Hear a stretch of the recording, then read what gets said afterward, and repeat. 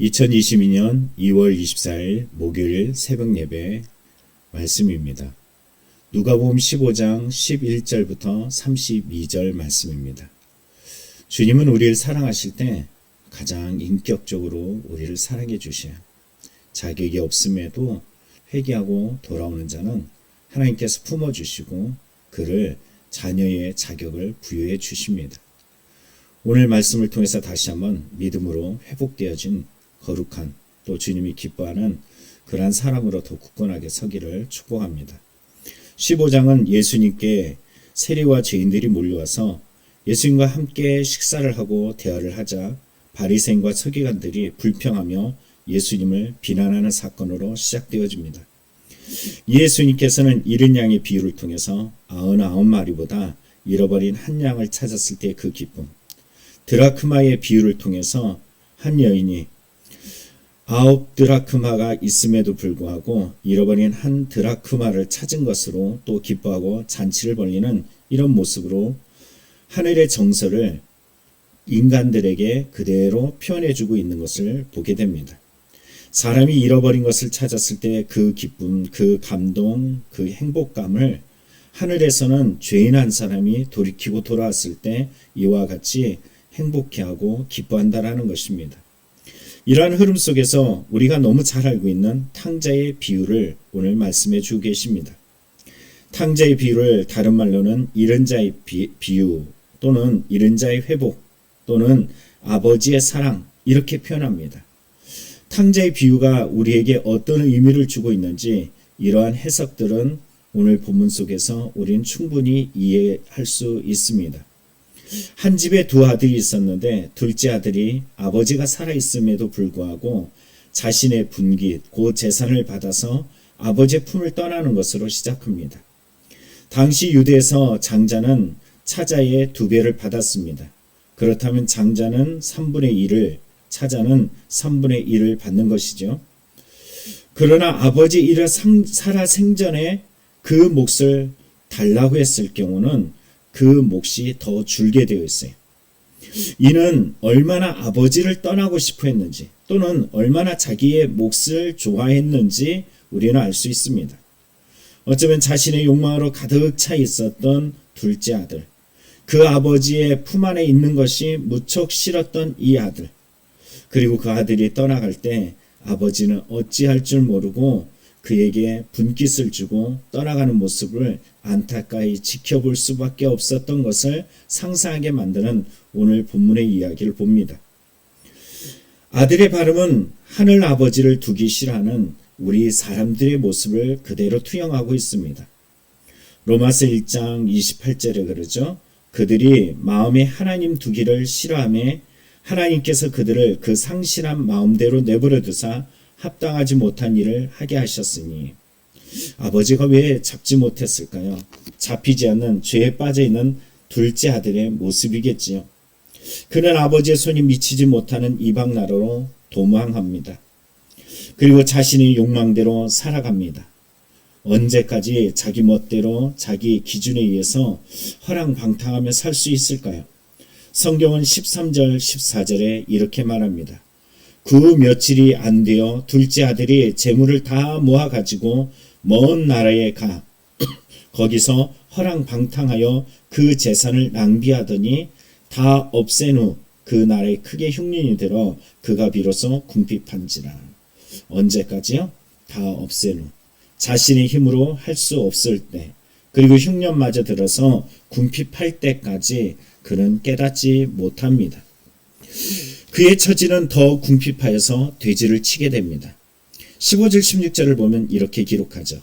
가서 그 나라 백성 중 한 사람에게 붙여 사니 그가 그를 들로 보내어 돼지를 치게 하였는데 그가 돼지 먹는 지업 열매로 배를 채우고자 하되 주는 자가 없는지라. 당시 지업 열매는 어떤 것일까요? 유대 격언에서 우리가 랍비들이 했던 말들을 생각해 보면 알 수 있습니다. 이스라엘 사람들이 지업 열매를 먹게 될 때 그들은 회개한다. 랍비들은 이러한 가르침을 전했습니다. 사람이 비참해지면은 그때 지업 열매를 먹게 될 것이고 그때가 바로 회개에 이르게 되는 때라고 말을 합니다. 또한 그의 처참한 처지를 보여주는 것은 돼지를 사육하는 것으로 성경은 기록하고 있습니다. 유대 격언에 돼지를 사육하는 자는 저주를 받으리라 이렇게 말합니다. 그것이 안 되는 것인 줄 알면서도 안 되는 것이 아니라 결국은 그렇게 해야만 자신의 배를 채울 수 있을 밖에 없는 저의 처지가 얼마나 무너지고 그리고 비참한지를 보여주고 있습니다.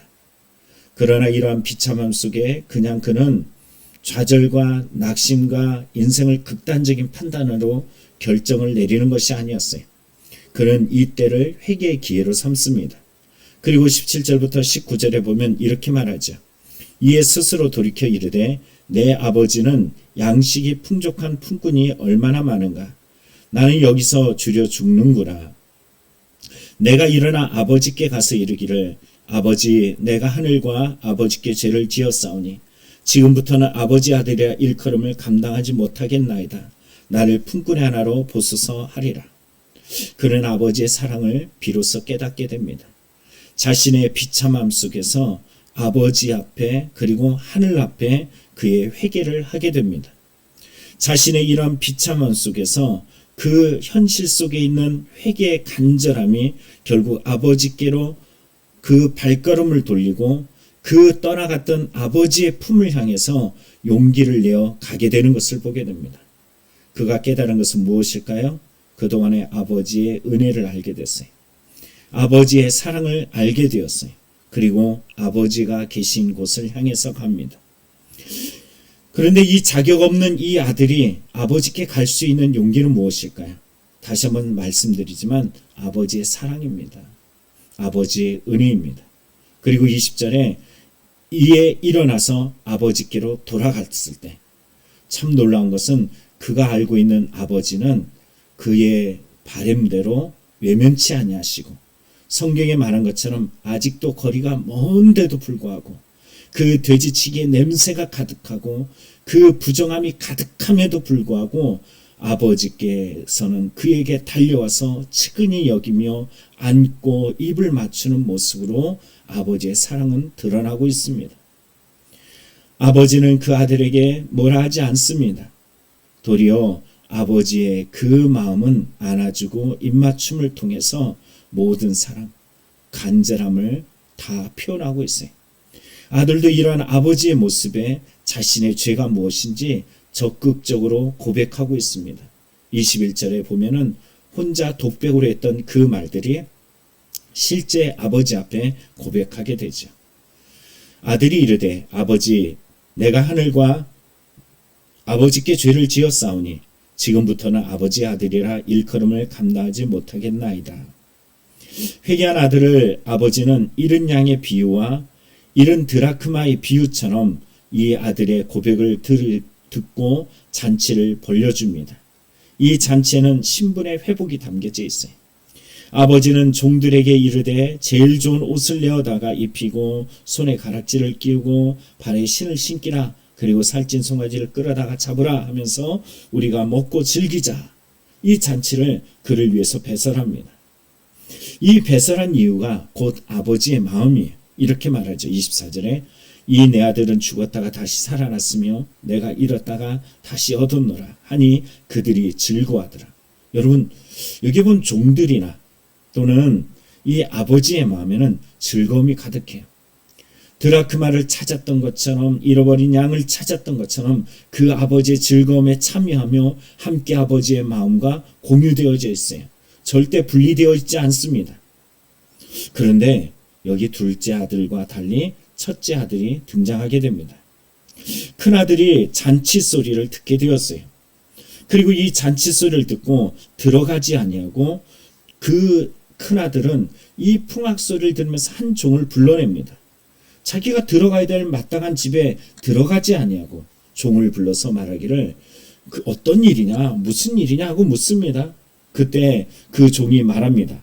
당신의 동생이 돌아왔음에 당신의 아버지가 건강한 그를 다시 맞아들이게 되므로 인하여 살찐 송아지를 잡았나이다. 참 다행이다. 아니 내 동생이 돌아왔단 말이야? 이렇게 말하지 않습니다.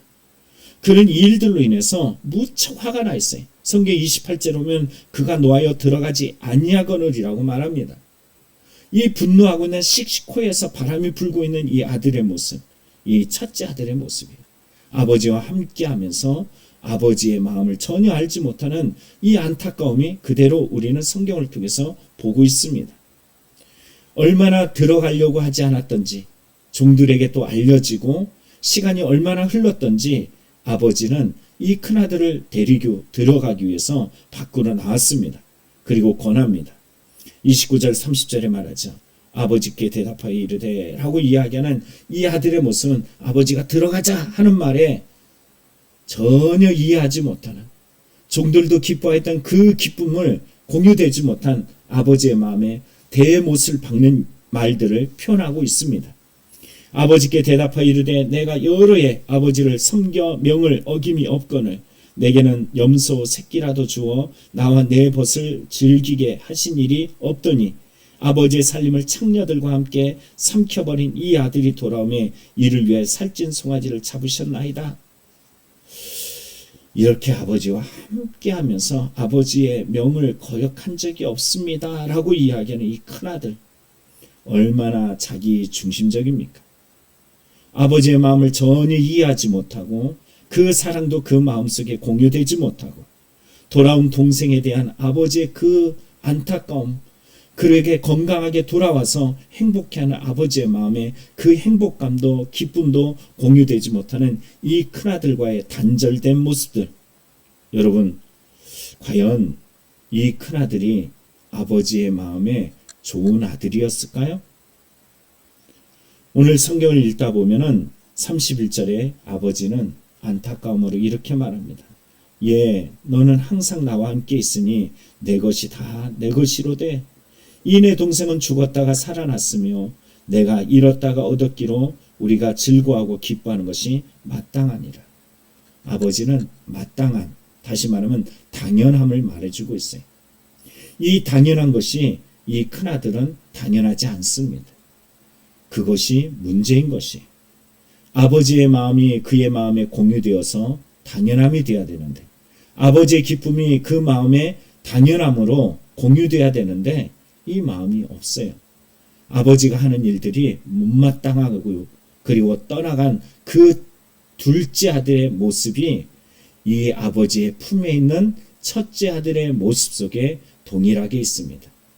둘째 아들은 멀리 떠나갔는데 이 큰아들은 그 작은 아들을 맞이하는 아버지 앞에서 그 문 밖에서 들어오지 아니하고 불평하고 원망하는 모습은 탕자가 누가 탕자인지를 보여주고 있습니다. 오늘 본문이 세리와 죄인들과 함께 식사하는 예수님의 모습, 그 모습을 받아들이지 못하고 바리새인과 서기관들은 불평하고 투덜투덜거리며 원망하고 있습니다. 여러분은 누구의 마음이 공유되어 있습니까? 바리새인, 서기관, 아니면 정말 예수님의 마음입니까? 여러분은 어떤 사람이라고 생각해요? 둘째 아들입니까? 첫째 아들입니까? 주님은 잃은 자가 회개하고 돌아오는 것을 기뻐하고 있습니다. 이전에는 어떠하든 지금 이 순간 내가 바로 세리였고 내가 죄인이었고 내가 둘째 아들이었음을 여러분 인정하면서 아버지 하나님의 그 사랑 앞에 더 가까이 눈물로 다가가는 믿음이 되기를 간절히 축원합니다. 기도하겠습니다. 하나님 아버지, 우리는 어떤 아들입니까? 우린 하나님의 마음에 어떤 마음으로 공유되어진 존재이옵니까? 하나님의 기쁨이 내 기쁨이 되어야 되는데 아버지 나는 하나님의 기쁨이 된다고 말하면서 실상은 하나님의 기쁨보다는 나의 욕망, 계산되어진 생각들, 이런 가치관을 가지고 그동안 살아왔지는 않았는지요. 돌이키는 마음을 주시옵소서. 죄된 마음을 돌이켜서 이제는 둘째 아들처럼 아버지의 품 안에 안겨서 정말로 눈물로 회개하며 그 품 안에서 회복되어지는 온전한 아들이 되게 하여 주옵소서. 스스로 괜찮다, 나는 잘하고 있어가 아니라 이 못난 우리의 모습을 주님 앞에 회개하며 토할 때 주님께서 나의 모습을 거룩하게 신실하게 온전히 세워가는 은혜가 발견될 수 있도록 역사하여 주옵소서. 오늘도 죄인처럼 탕자처럼 떠난 우리의 모습을 여전히 하시고 용서해 주시고 참아 주시고 안아 주시는 예수님의 이름으로 간절히 기도합니다. 아멘. 기도하겠습니다.